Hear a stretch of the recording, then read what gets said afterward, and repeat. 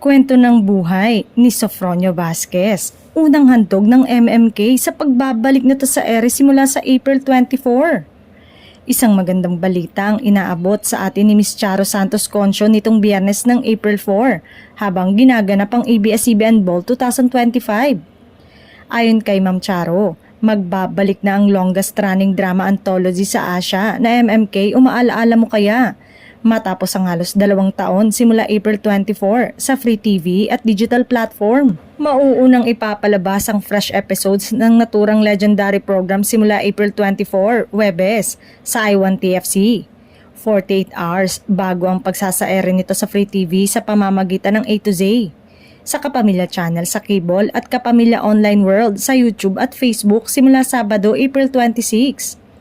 After 2 years, Maalaala Mo Kaya is back and it will share the beautiful stories of our letter senders, of our kapamilyas.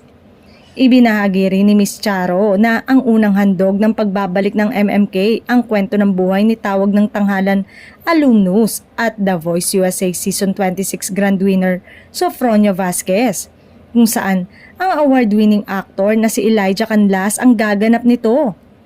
Isa rin sa mga posibleng isaere ay ang kwento ng isa sa mga miyembro ng Nations Girl Group na Bini PH.